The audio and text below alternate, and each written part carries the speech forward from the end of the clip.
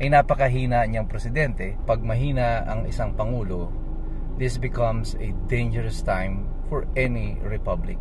Kapag humina ang ating pangulo, siya ay magiging lame duck president na, and usually it happens on the final year of his presidency.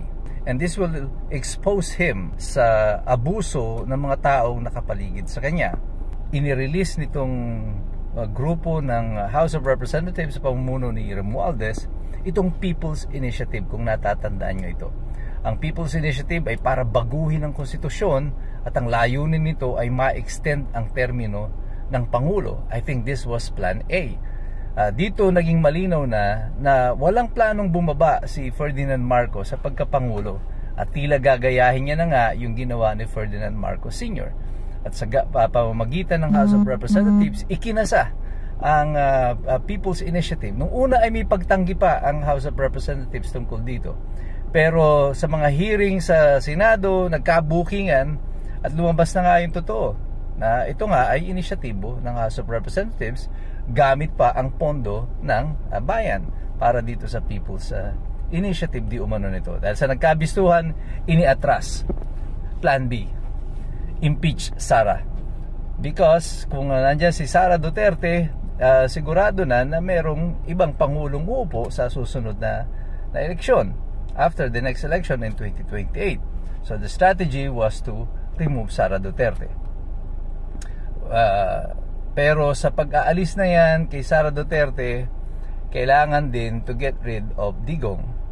So Digong was also sacrificed para nga makumpleto itong impeachment process na ito. But then again, it failed. At sa second failure, Plan A, Plan B, all failed.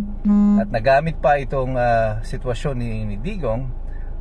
I think, sa aking opinion, ay naging distraction ito doon sa mga naging issue tungkol kay First Lady Liza Araneta dahil doon sa pagkamatay ni Paulo Tantoco. So they move on to the next phase. Ngayon they're trying to save face. At nagtuturo na ang Malacanang tungkol sa mga kapalpakan, mga nakawan. Nung una sinasabi niya na mag-iimbestiga. Pero makikita mo ngayon na pati itong investigasyon na ito ay pilit nilang ipinipihit papunta sa mga oposisyon. I was disappointed even with the article of Rappler nang dumating itong mga balita tungkol sa mga flood control projects. Kasi ang nauna kong nakita mga pangalan na tinuturo ng Rappler ay si Chis Escudero, si Villanueva, Senator Villanueva, and then si Zaldico.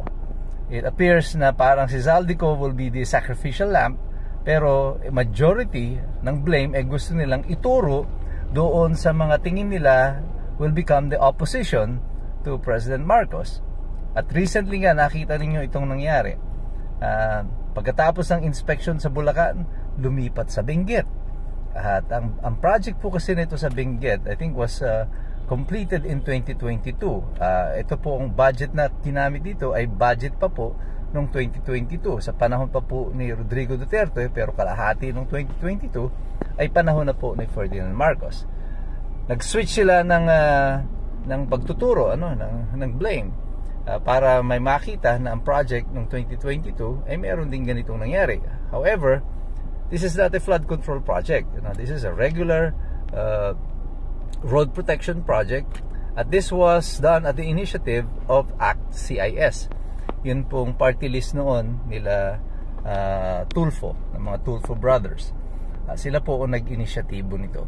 Pero makikita mo dito yung dahan-dahang pagpihit na muli para ang blame ay malipat sa mga oposisyon at hindi po sa administrasyon. That's why I keep on saying all this investigation, all of this inspection is just a joke. Ito ay isang malaking kalokohan sapagkat walang intensyon na makarating dito sa katotohanan. Because if you really want the truth, the first thing you must do is to fire the Secretary of the DPWH. Imposibleng ang lahat ng proyekto nito lang pagnanakaw na ito ay naganap ng walang kaalam-alam ang DPWH. Kung sinabi nila na wala silang alam dito, you should also be fired, Mr. Secretary, for being incompetent. Dahil bilyon-bilyon ang ninanakaw sa taong bayan, wala ka pa ring alam. And if the secretary is liable, then so is the president. Because the secretary is the alter ego of the president. Ang lahat ng gawa ng sekretaryo, parang presidente rin ang gumanap. Kapag ang sekretaryo ay incompetent, pati ang pangulo ay incompetent din. Yan ang implikasyon ng lahat na nangyayari na ito. Paano natin seryosohin ang isang investigasyon na ang nag-iimbestiga na inutusan ng pangulo ay yung ding Secretary of DPWH para imbestigahan yung mga sarili nila? Bakit nila gagawin yun? Bakit ang mga House of Representatives na kaalyado niya, wala pa siyang pinapangalanan hanggang sa kasalukuyan? Why is still Romualdez the Speaker of the House? Remember, prior to Bongbong Marcos becoming President, bago siya naging Pangulo, hindi naman po powerhouse dito sa House of Representatives si Romualdez. He's a nobody in the House of Representatives. Kaya lang siya naging House Speaker, it's because of Ferdinand Marcos Jr. Kaya siya nananatili, it's also because of Ferdinand Marcos Jr. Wala pong ibang may kasalanan dito, Mr. President, kundi kayo. Hindi natin maitatago ito sa matagal ng panahon. Bakit ko sinasabing delikado? Well, this is desperate times for the administration. And ang natitira na lamang pong alternatibo dito, in order for them to assure that the president will stay in office, are two things. Number one, if Sara Duterte will be eliminated, either by impeachment or by any other means. Number two, if there will be war, magkakaroon ng digmaan. And I don't like the picture of what is happening in Mindanao right now. Ina-agitate ang MILF to a rebellion, to rush to arms again. We are agitating the Chinese, and goading them to an armed confrontation, kahit na sinabi na ng Amerika na nangako ang China na hindi sila makikidigma sa Taiwan sa panahon na ito. Something is really wrong here, and something is not right, and something smells fishy. Kaya tayo pong lahat, mga kapatid, patuloy tayong manalangin na ang ambisyon ng marami na manatili sa kapangyarihan ay hindi makaapekto sa atin bilang isang bansa. Hindi po China, hindi Amerika, hindi NPA, hindi MILF ang pinakamalaking banta sa atin sa kasalukuyan. Ang pinakamalaking banta sa atin sa kasalukuyan, itong walang habas na korupsyon, pagnanakaw, ang pagkagahaman sa kapangyarihan ng iilan. Pero tayong lahat dapat makilahok dito, sumali tayo dito.